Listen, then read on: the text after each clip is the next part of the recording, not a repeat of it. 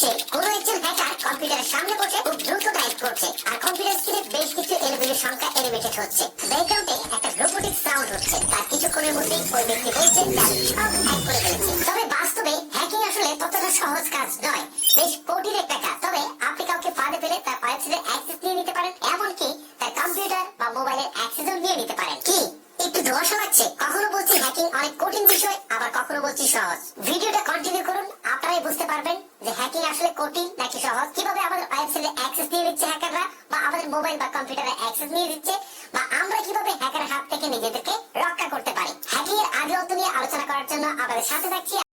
মূল ভিডিওতে যাওয়ার আগে অবশ্যই আমাদের চ্যানেলটিকে সাবস্ক্রাইব করার রিকোয়েস্ট থাকবে।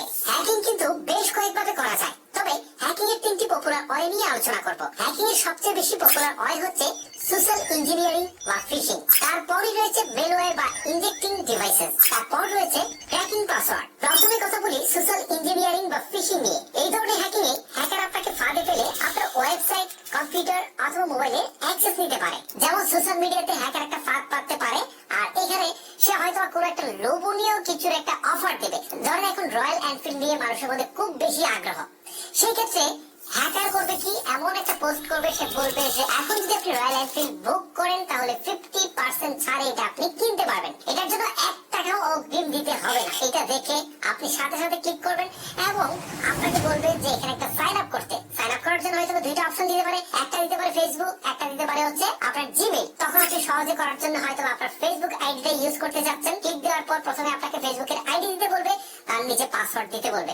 আপনি আইডি আর পাসওয়ার্ড দিয়ে আপনি লগ ইন করে ফেলেছেন এবং আপনি সাইন আপ করে ফেলেছেন, তারা এটা নিয়ে নিয়েছে। বাট আপনি হয়তো জানেন না আপনি যে আইডি এবং পাসওয়ার্ডটা দিয়েছেন সেটা জাস্ট হ্যাকারের কাছে চলে গিয়েছে, কারণ এইটা অরিজিনাল ফেসবুক আইডি ছিল না, এটা ছিল একটা ফাঁদ। এইটাকে ফিশিং বলা হচ্ছে। এখন কথা হচ্ছে যে কিভাবে তারা আমার এটা নিল। তারা ঠিক ফেসবুকের মতো একটা ইন্টারফেস তারা তৈরি করলো সেম, এবং এটার ইউআরএল গেলে দেখবেন যে ভিন্ন কিছু লেখা আছে, বাট আমরা তো ইউআরএলটা দেখি না কখনোই, জাস্ট ইন্টারফেসটা দেখি কিন্তু আমরা ইউজার আইডি এবং পাসওয়ার্ডটা দিয়ে দিয়েছি। তার মানে এখন আমার ফেসবুকের অ্যাক্সেস চলে গেল হ্যাকারের হাতে। যদিও এই সিকিউরিটিটা স্ট্রং করার জন্য ফেসবুক টু স্টেপ ভেরিফিকেশনটা চালু করতে সবাইকে বলছে। সো টু স্টেপ ভেরিফিকেশন চালু করলে হয়তো আপনার আইডি নিয়েও হ্যাকার প্রবেশ করতে পারবে না, বাট যাদের নেই তাদের কিন্তু আইডি তাদের কন্ট্রোলে চলে যাবে। খুব সিম্পল।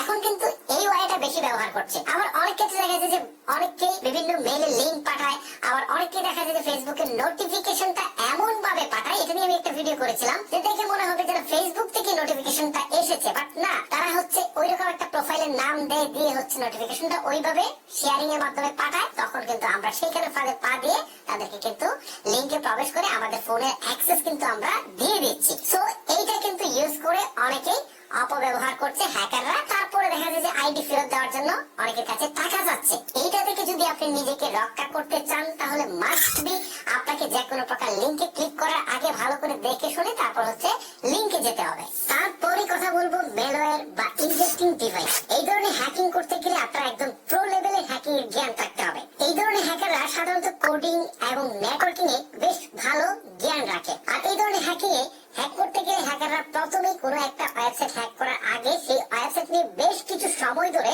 তারা রিসার্চ করে, এবং রিসার্চে তারা এই ওয়েবসাইটের দুর্বল পয়েন্টগুলোকে খুঁজে বের করে, অর্থাৎ এর দুর্বলতাকে খুঁজে বের করার চেষ্টা করে। তারপর তারা ধীরে ধীরে সেটাকে কাজে লাগিয়ে তারা এই ওয়েবসাইটের ভিতরে ঢুকতে শুরু করে। আর এগুলো কয়েক মিনিট বা কয়েক ঘন্টা বা কয়েক দিনে করা সম্ভব হয় না। এই জন্য বেশ কিছু সময় ব্যবহার করতে হয় হ্যাকারদেরকে।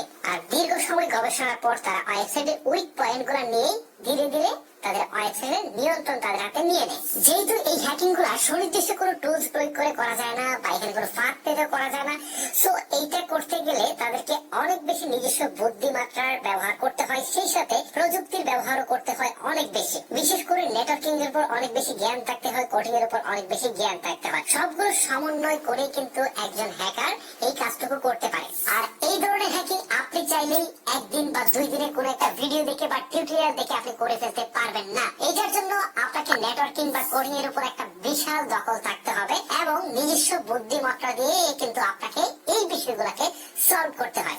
সো আমরা সিনেমা যতই দেখি না কেন যে ভিলেন প্রোগ্রামারের মাথায় পিস্তল ধরে বলছে যে 5 মিনিটের ভিতরে ওয়েবসাইটটা হ্যাক করে দে, বাট সেটা কিন্তু রিয়েলি অসম্ভব ব্যাপার। সো এটার জন্য বিশাল নলেজ থাকতে হয়। এই ধরনের হ্যাকারের হাত থেকে ইম্পর্টেন্ট যে ওয়েবসাইট গুলো যেগুলো রয়েছে সেগুলোকে রক্ষা করার জন্য কিন্তু বিভিন্ন প্রতিষ্ঠান আরো এক ধরনের হ্যাকারকে নিয়োগ দিয়ে থাকে, যারা ইথিক্যাল হ্যাকিং এর মাধ্যমে সেই সব প্রবলেম গুলো সলভ করে থাকে। অর্থাৎ তারা বারবারই দেখে যে এই ওয়েবসাইটে কোনো উইক পয়েন্ট রয়েছে কিনা, কোনো দুর্বলতা রয়েছে কিনা, সেগুলোকে তারা সলভ করে এবং তাদের সিকিউরিটি ব্যবস্থা ক্রমশ স্ট্রং করে। তারা হচ্ছে মূলত ইথিক্যাল হ্যাকার। সো আপনি যদি এই ইথিক্যাল হ্যাকার হন তাহলে কিন্তু আপনি অনেক ভালো স্যালারিতে কাজ করার সুযোগ পাবেন। ইথিক্যাল হ্যাকিং কিন্তু বিভিন্ন প্রতিষ্ঠান শিখিয়ে থাকে। সো আপনারা কিন্তু বিভিন্ন প্রতিষ্ঠান থেকে ইথিক্যাল হ্যাকিং শিখতেও পারেন। তারপরে অপশনটা হচ্ছে ক্র্যাকিং পাসওয়ার্ড। এই হ্যাকিং গুলো সাধারণত ভিন্ন ধরনের অ্যাপস বা সফটওয়্যার ব্যবহার করে করা হয়। এইসব অ্যাপস বা সফটওয়্যারে lakh lakh crore crore password set up করা থাকে। এই সফটওয়্যার গুলো অ্যাপ্লাই করার পর লক্ষ কোটি পাসওয়ার্ডের মধ্য থেকে কোনো একটি পাসওয়ার্ড ম্যাচ হয়, তাহলে খুব সহজেই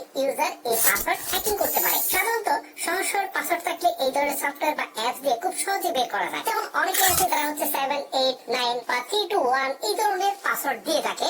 আবার অনেকেই তার নিজের নামের শেষে 1, 2, 3 যোগ করে দেয়। আবার অনেকে ফোন নাম্বার অ্যাড করে দিয়ে থাকে। সো এইগুলা হচ্ছে খুবই সহজ সরল পাসওয়ার্ড। আর এইগুলা বেসিক্যালি অ্যাপস বা সফটওয়্যার কিন্তু ম্যাচ করে বের করে ফেলতে পারে। যদিও বর্তমানে এটা অনেকটাই অসম্ভব একটা ব্যাপার হয়ে দাঁড়িয়েছে, কারণ এখন প্রত্যেকটা জায়গায় সিকিউরিটি ব্যবস্থা কিন্তু অনেক স্ট্রং হচ্ছে। এখন যখন আমরা কোনো ওয়েবসাইটে যখন আমরা পাসওয়ার্ড দিতে যাই, তখন বারবারই আমাদেরকে নির্দেশনা দেয় স্ট্রং পাসওয়ার্ড দেওয়ার জন্য। এইরকম ইজি পাসওয়ার্ড না দেওয়ার জন্য তারা হচ্ছে ইনস্ট্রাকশন দেয়, এবং অনেক ক্ষেত্রে দেখা যায় যে ইজি পাসওয়ার্ড নিচ্ছেই না। তো স্ট্রং পাসওয়ার্ড দিলে কিন্তু এই ধরনের অ্যাপস বা সফটওয়্যার কিন্তু খুব সহজে বের করতে পারে না। এজন্য আপনারা চেষ্টা করবেন স্ট্রং পাসওয়ার্ড দেওয়ার জন্য। স্ট্রং পাসওয়ার্ড হচ্ছে কিছু স্মল লেটার, কিছু ক্যাপিটাল লেটার, কিছু বিভিন্ন সংখ্যা, বিভিন্ন সাংকেতিক চিহ্ন, অনেক কিছু দিয়ে আপনি একটা পাসওয়ার্ড দিবেন, এবং সেই পাসওয়ার্ডটা যেন 8 ডিজিটের কম না হয়, 8 ডিজিটের বেশি হয়, তাহলে একটা পাসওয়ার্ড স্ট্রং হয়। আর এই পাসওয়ার্ড স্ট্রং হলে কিন্তু এই ধরনের সফটওয়্যার বা অ্যাপস খুব সহজে কিন্তু বের করতে পারে না। সো গাইস, আজকে হ্যাকিং নিয়ে এইটুকুই আলোচনা করার ছিল। হ্যাকিং সম্পর্কে আপনারা যদি আরো বিস্তারিত জানতে চান তাহলে আমাকে কমেন্ট করে জানাবেন। আমি পরের ভিডিওতে আরো ইন ডিটেইলসে কথা বলবো হ্যাকিং নিয়ে। আজকের মতো আমি বিদায় নিচ্ছি। দেখা হচ্ছে আপনাদের সাথে আরো নতুন কোন ভিডিওতে। আল্লাহ হাফেজ।